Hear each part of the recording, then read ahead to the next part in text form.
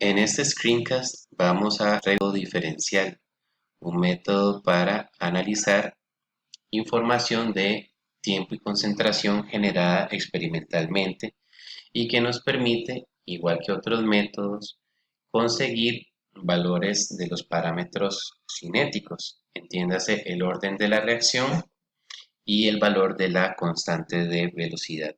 Es un método muy poderoso porque a diferencia del método integral, el método integral solamente hay un modelo en el cual la reacción puede ser de orden 0, de orden 1 o de orden 2. El método diferencial sirve en este caso. Por eso es que es muy poderoso y muy útil el manejarlo. ¿Ok?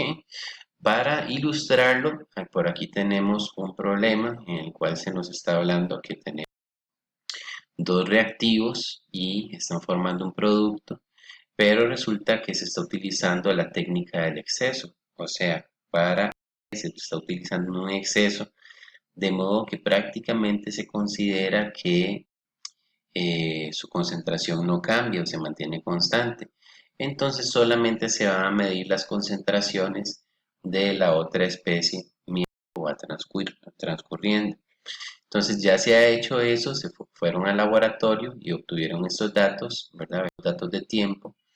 Y aquí tenemos de las concentraciones. La concentración inicial era 0,05, 10 veces menor que la concentración de exceso del otro reactivo. Y lógicamente, conforme el tiempo va avanzando, la concentración de A va disminuyendo. ¿Ok? Algo importante que sí tenemos que tomar en cuenta cuando vamos a usar el método diferencial.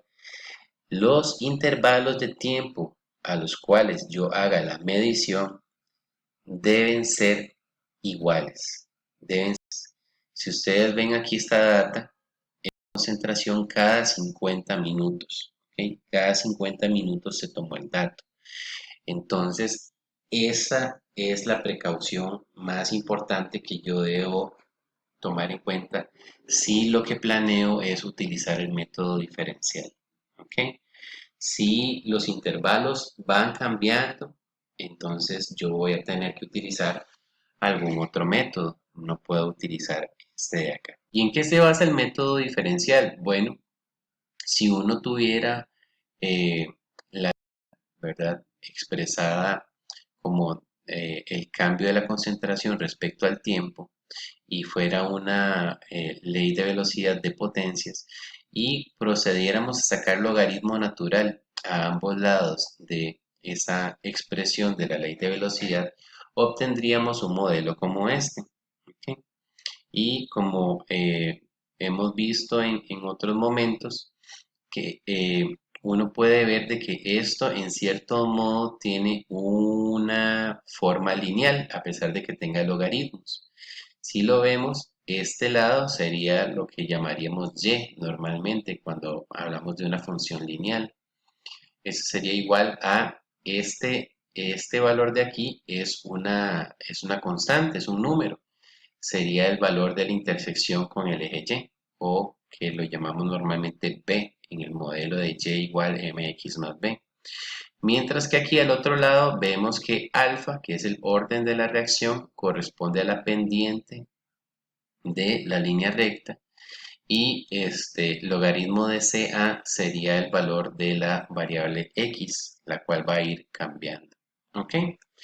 Entonces, lo que nosotros podemos ver a partir de ese modelo es que si yo hiciera una graficación de los valores de logaritmo de la derivada contra los valores del logaritmo de la concentración, si yo hiciera un gráfico de eso, la pendiente de ese gráfico correspondería al orden de la reacción, ¿sí? Mientras que eh, la intersección con el eje Y de esa línea recta sería el logaritmo de K. Por lo tanto, si yo hiciera exponencial para eliminar el logaritmo, con ese exponencial yo podría encontrar entonces el valor de K. ¿Ok? Bien, entonces siendo así y revisando la data de la que nosotros partimos, Pues realmente sacar el logaritmo de CA es muy sencillo, ¿verdad? Porque nosotros simplemente lo que tendríamos que hacer es pues poner ln, abrir paréntesis, tocar este de acá y cerrar el paréntesis, ¿verdad? Y después decirle que me complete todos los datos. ¿Ok? Eso estuvo facilísimo, ¿cierto? Pero el tema aquí es que tenemos el negativo y aquí hizo falta poner el menos, ¿verdad? O también puede que no necesitemos ponerlo, pero necesitamos esta derivada y no la tenemos, ¿ok? No la tenemos. Entonces resulta que el doctor Fogler nos habla ahí en el capítulo 7 de que una técnica que nosotros podemos utilizar para averiguar el valor de esta derivada es utilizar unas fórmulas de diferenciación numérica. ¿Ok? Fórmulas de diferenciación numérica.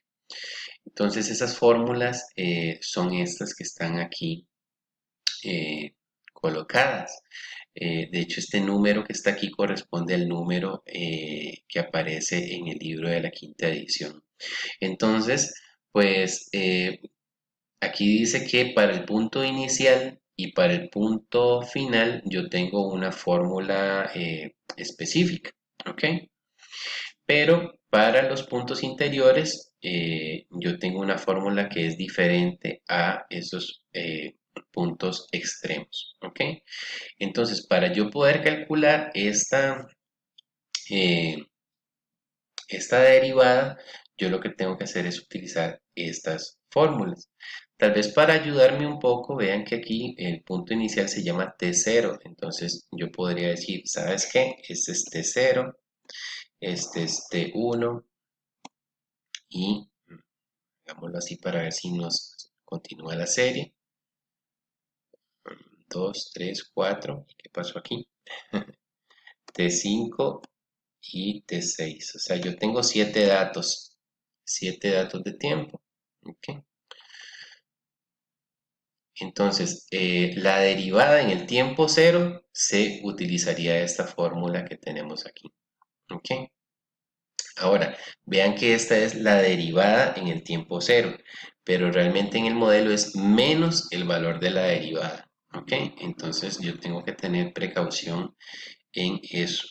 Entonces, por ejemplo, haríamos igual menos.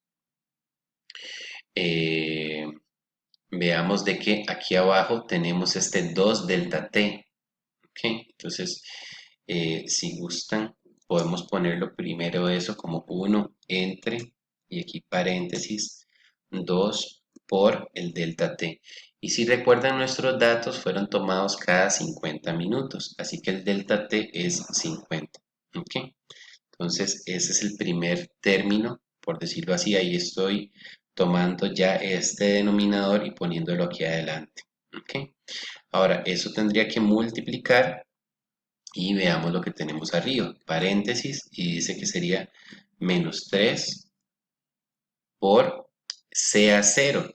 CA0 es la concentración en el tiempo cero. A eso yo le tengo que sumar 4 por la concentración CA1, que es la concentración en el tiempo 1. Entonces sería 4 por la concentración en el tiempo 1, que sería esta de acá. Y a eso le restaría la concentración en el tiempo 2, que sería esta de acá. ¿Ok? Entonces vean que ahí yo puedo cerrar ese paréntesis y estamos listos para darle enter. Muy bien. Ese es entonces el valor de del punto inicial.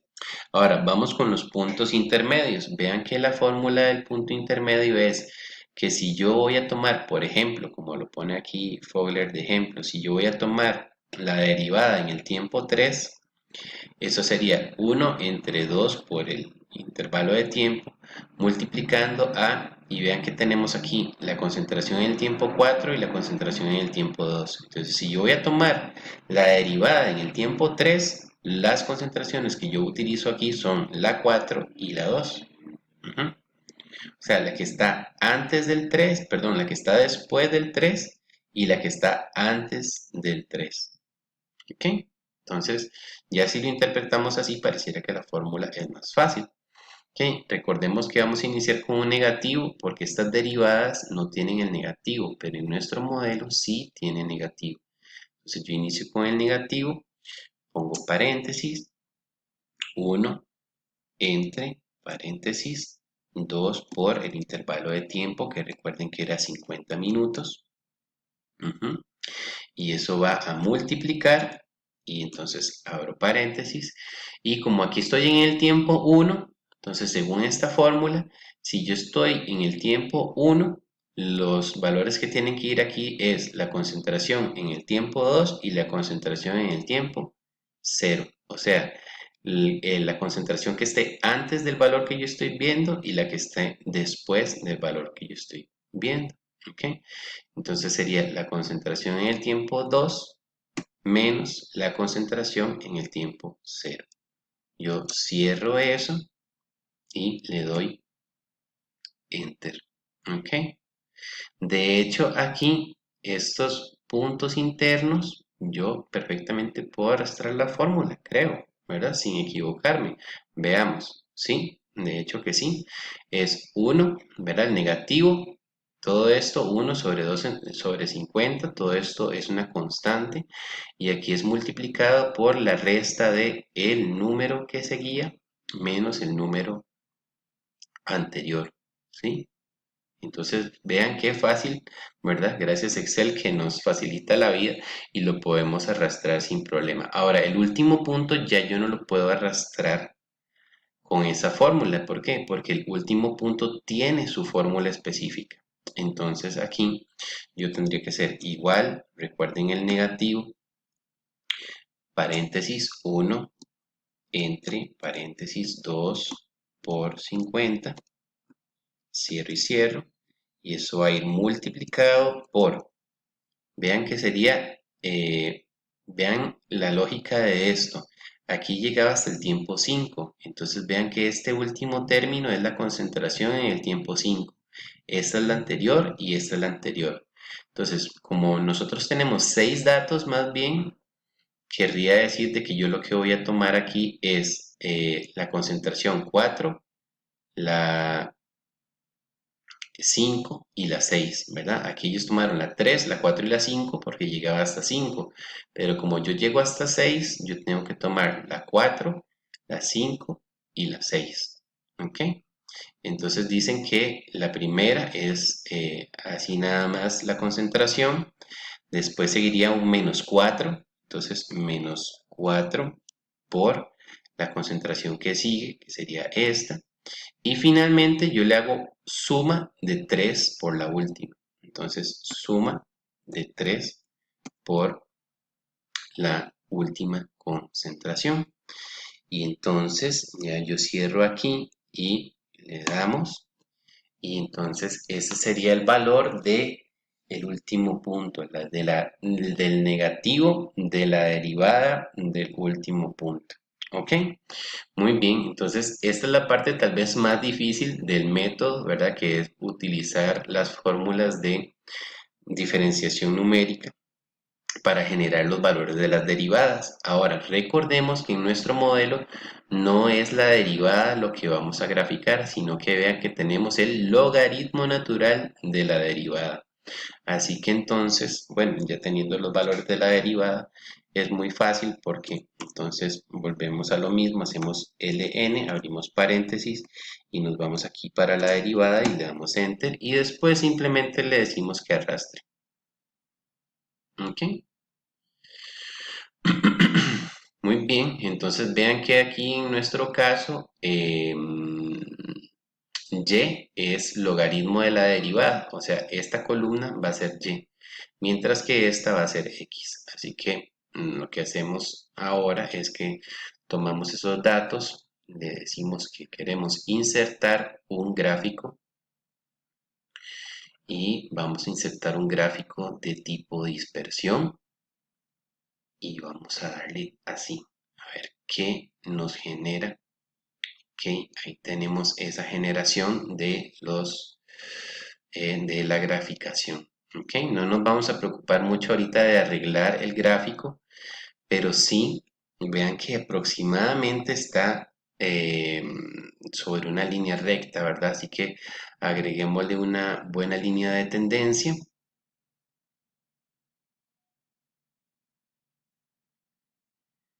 Que esa línea de tendencia sea de carácter lineal y vamos a bajar por acá y le vamos a pedir que nos muestre la ecuación y que nos muestre el valor del r cuadrado. ¿Ok? Bueno, en este punto no me interesa el r cuadrado en realidad en este momento. Bien, entonces vean que aquí tengo que la ecuación de mejor ajuste que yo estoy obteniendo es que y es igual a 1,9959x menos 2,092. Si regresamos a ver nuestro modelo, ¿sí? Si regresamos a ver nuestro modelo y qué coincidencias tenemos aquí, pues vemos de que alfa representa la pendiente de nuestro modelo. Así que estamos con un valor aquí 1,9959.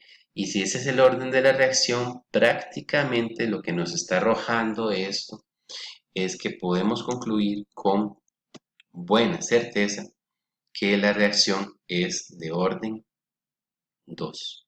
¿Sí? Que la reacción es de orden 2 porque tenemos este valor aquí bastante bien ajustado. ¿Ok? Y aproximadamente también el logaritmo de la constante de velocidad correspondería a menos 2,092. ¿Ok? Entonces, logaritmo natural de k estaría correspondiendo a menos 2,092. Ujú.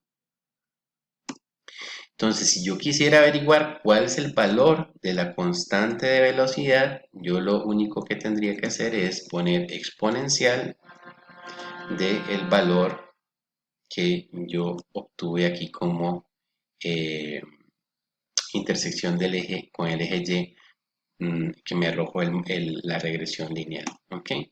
Y si lo hacemos en esa forma, vean que encontramos que el valor de K es con bastante seguridad cercano a 0,123.